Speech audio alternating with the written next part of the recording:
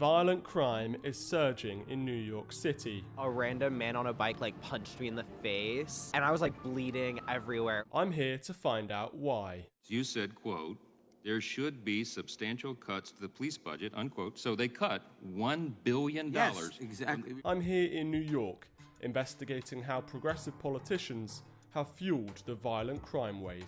It is outdated, it is wrong-headed thinking to think that the only way you're going to get communities to be safe is to put more police officers on the street. Are you serious? There are now streets in Washington, D.C. that look like they're out of a scene from Mad Max. It wasn't always that way. What happened? We need to defund the police. It's not quantum physics. Mayor Eric Garcetti saying, take some of the money from policing, about $150 million. I applaud Eric Garcetti for doing what he's done. 3 years ago, D.C. lawmakers decided that cops were a bigger problem than criminals. You actually want to abolish the police? Yeah. Defund the police? No, I agree with that. So they defunded the police, cut them $15 million.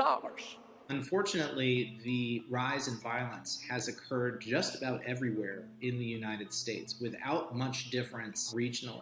The city of New York, the crime statistics tell us the city of New York is the safest large city in the United States in terms of crime.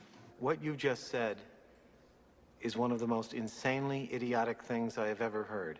There was about a 30% increase nationally in murder from 2019 to 2020. Year on year, it was by far the largest increase ever recorded. We have data going back to the 1960s. How much can you blame the increase in violent crime on the rise of the BLM riots, for example, and other activist movements who are anti-police and anti-cop? I support the reallocation of resources from NYPD. There is no secret that there is a significant anti-police element that has become that much more visible. We will be moving funding from the NYPD. Yes, I support the defund movement. I'm for responsible reallocation of resources. And defund the police. Do you feel people respect the police here in the Bronx? Today's day and age, absolutely not. You don't need all the money that's going to the police department. So yeah, I mean, the spirit of it, I do support that. So the narrative that was created was that the police were killing literally thousands of people. That's factually not true. Yeah, and a lot of us were asked if we could imagine a future without police back in 2017 when we were running for office. And I answered yes to that question. I regret to say this, but it is safer to walk down the streets of Mogadishu than it is some of the streets in my city of New Orleans.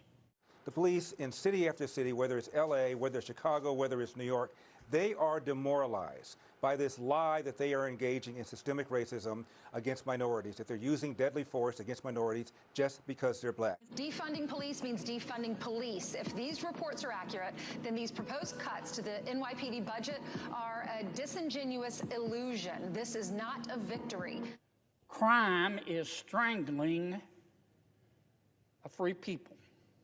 The freshman Democrat adding, the fight to defund policing will continue. I don't know what piece of evidence you would need to see, oh, okay, maybe this is a problem that we should start to worry about. Make them defend the looting of 7-Eleven at every turn. Can you did this? Right. Can you defend this? Check you later.